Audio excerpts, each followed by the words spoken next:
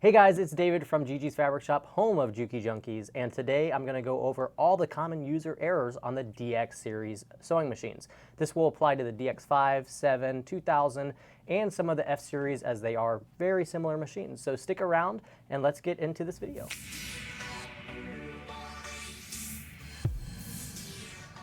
Make sure you watch the whole entire video, as at the end of the video I'm going to talk about what we're going to be giving away by just commenting down below. We're going to pick a random comment in every video from here on forward to give away something a little special, maybe something that's in our Juki Junkies shop. Common user error number 1. So the spool caps, pairing it with the right size thread. So for these 3 threads right here, you're going to want to match the spool cap that fits the top of that cone the best. So this one, it's going to fit this one the best. For glide, this fits this one the best. And for these bigger spools, this one will fit the bigger spools the best. For this big spool, you're going to want to actually you're not going to be able to put this in here, so you're going to want to purchase a thread stand that goes on the back of the DX2000 or any of your DX series, and we'll put a link in the description for a thread stand for the bigger spools, king spools, if you want to use them on your DX series machines. So let's just show you an example of how you're going to use a spool cap with certain threads. So for the glide, and this is actually a carrier quilt spool, this is the cotton thread, we're going to go ahead and put this spool cap on like this. And you're wanting to make sure that the spool is able to spin still, so you don't want to push it up so tight where it's not able to spin very freely. But this allows the thread to come off of the spool very nice. So I'm going to actually loosen that a little bit. Very nice and easy. And it just allows for it to have no issues. If you used this big spool cap with this carrier quilt thread, it doesn't allow the thread to really go around this thing very easily. It'll still work, but it'll cause lots of issues and maybe some thread breakage and needle breakage. And for this other thread that we have here right now, I'm going to put this one on here, and we're going to put this medium spool cap and watch how nice it fits onto this cap. Actually, I want to put it this way, like this, and voila. So now you know that it's the perfect size for this spool. It's able to spin freely, and it doesn't have too much of a spool cap to travel around, so it's about the same size as the cone. That is crucial to make sure you have the right spool cap on the right thread. Common user error number 2, winding your bobbin. So when you're winding your bobbin, obviously we already covered the spool cap. You got the right spool cap. We're going to go around this little metal disc, or this little thread guide, I guess you could call it, and then you're going to wrap around this tension disc. And when you go around this tension disc, you want to make sure you're holding both sides of the thread and really threading it in there, flossing it in there to ensure that your tension disc is nice and tight. So from there, you're going to go ahead and insert it into the bobbin. And the best way to do this, we've found, is if you actually, instead of winding it around the bobbin, you just go through the top hole like you would on a TL, just like that, pulling it over here, putting it on there. And when I go to engage my bobbin winder, I like to make sure all of these threads are nice and tight, knowing that it's in that tension disc, and then I just push this, it starts winding. Once it gets a good amount of thread on there, I can disengage it, and then I can grab my scissors and snip right next to the thread just like that, and I can continue to wind my bobbin. And that is going to be the best method to make sure that you get the most beautiful bobbin. And in a later video, I'm going to drop a link in the comments and just check back on how to adjust this little finger to allow your bobbin to wind more or less, depending on how much thread you want on your bobbin.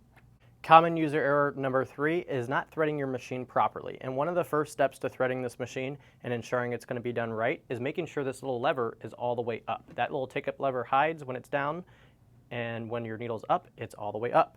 So we're just going to do a quick threading on this machine. Of course, we have more in-depth videos on this, so you can always check those out. I'll put a link in the description. But it is very simple. And there we go. Step 3, threading your machine properly. Step 4, needle threader. Ensuring that you're threading your needle properly, the first step is needle down, needle up. Once your needle is in the up highest position, which needle down, needle up does, we will just make sure that that thread is in that little claw right there, and we can go ahead and push this button on the side. Whoop, sorry. Push this button on the side, just like that, and voila, your needle is threaded. Now it's crucial to make sure that you have the right size needle for the needle threader to work. If you're using anything below an 80-12, such as a 75-11, you're going to break your needle threader. So you want to make sure you have an 80-12 and up for that needle threader to work. How the needle threader works is it's this little metal wire that goes through the eye of the needle, and if the eye of the needle is too small and the thread is in there and it's a 75-11, that little metal piece that goes through the eye will bend. So it's very crucial to make sure that you're using an 80-12 and up to have the needle threader working, And of course, you can even break it on an 80-12 if you have super, super thick threads that you're using while using the 80-12. So this just really applies for the 40 weight and 50 weight threads. So here's the needle threader going in slow motion. It's pulling that thread over, grabbing that little bar, and pulling the thread through the eye of the needle. So if this little metal bar that I'm about to point to gets bent, your needle threader won't work. It gets bent in two ways: the needles being too small, not in the right position, or too big of thread. Make sure that you replace it if it's bent, or try fixing it on your own if you have really good eyes. Alrighty guys, common user error number 5. This is a very common error. If you're not using the right size needle, you're not going to have good success. You're going to break needles, or you're going to knock your machine out of timing. So it's very important to be using a HAX1, which is a common household sewing machine needle. And this needle has a flat side on it. And I'm going to show you kind of how you're going to insert that flat side on this machine, making sure that it's going in the right way. So I just like to crack this little black screw to loosen it. I don't like to loosen it too much. And as you can see, I don't know if you can see this up close, but there is a flat side on this needle. So there's the flat side there, and then it gets rounded right here. So you're going to want to make sure that that flat side is actually facing the back of the machine. Unlike a Juki TL, where it's facing to the right, the computerized DX series machines, it's going to be facing the back of the machine. So let's just go ahead and insert that. It's going to be kind of hard to see with my big old hands, but insert that facing the back of the machine. Whoop. Here we go. Just like that. So you're just going to have facing towards the back, and then you can tighten it down a little bit. And as you tighten it down a little bit, loosen it just a hair and push up as hard as you can, making sure it's at the top of the needle bar.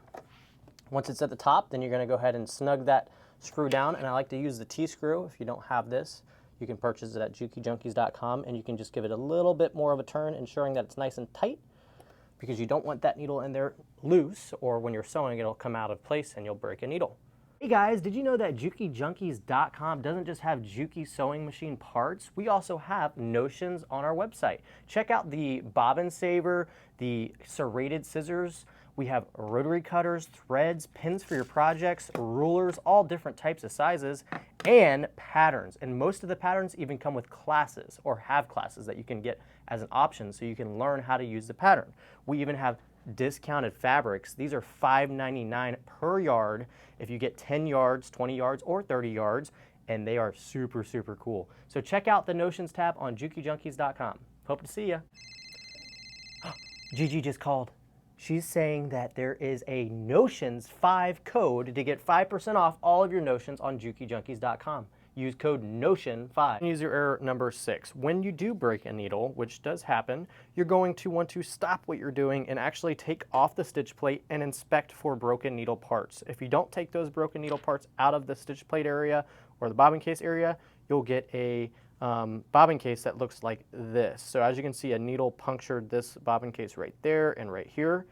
And when they didn't take the needle out, it caused more damage to your bobbin case. And if your bobbin case has burrs like this one, where there's plastic pieces sticking up like that, it's going to create for a lot of issues. Okay, you're going to break threads. You could knock your machine out of timing. You can do a lot more damage than if you were to just inspect for that broken needle piece. So here you can see another puncture. All right, so you're going to want to get a brand new bobbin case. That'll be step 1 if your bobbin case does have any small imperfections. It's very important to look at those very closely. Next step is going to be to remove these 2 little flat screws. And once you remove that, you can get your stitch plate off. So I'm going to go ahead and drop that screw there. And taking the stitch plate off is really easy on this machine. Just those 2 screws, that comes off. And now I can inspect this area for that broken needle. Typically, the broken needle likes to fall underneath the bobbin case area into the hook basket area. So you're going to want to inspect here for that broken needle tip, or around this area, making sure that it's clear of any obstructions before you begin to sew. And make sure that your bobbin case looks like this, where there's no needle punctures like this one. You see those needle punctures? Those little needle punctures can cause a lot of issues, so make sure that it is a fresh bobbin case, and then look around in here, and if it's all clear, then you're good to go. Now when you're going to insert this bobbin case back in, you want to make sure to just drop it in like this, but you don't want to have this ledge up. You want to make sure it sits flush in there so it's level with the bobbin case, just like that, where it moves like that. So there you go. And also, this is a good step to practice, because you should probably take your bobbin case out after, a few hours of sewing, because it's a good idea to use a cleaning swab and wipe down this area and keep your machine nice and clean. Common user error number 7, we see a lot of people taking off these little fluffy things on the bottom of their stitch plate, and even the one right here by the thread cutter. Those are meant to be in the machine. You definitely don't want to remove those, and if it does get removed, it's not the end of the day. You just want to make sure that you're bringing up your bobbin thread before you start sewing every time, because what this actually helps with is it helps with bird nesting on the bottom of your fabrics. And if these are removed, it causes the machine to bird nest a lot more, causing for a little bit of a mess underneath your material when you're sewing. So make sure that you're not removing these little fluffy things on your stitch plate and on your thread cutter area. Those are meant to be there. Common user error number 9. Making sure your machine and your stitch plate is in the jelly bean mode, which means it looks like a little jelly bean. You're going to be able to use zigzag, decorative stitches, all the stitches on the machine, straight stitch, any stitch you could possibly imagine. Now, possibly you're sewing over super fine, thin materials such as dress materials.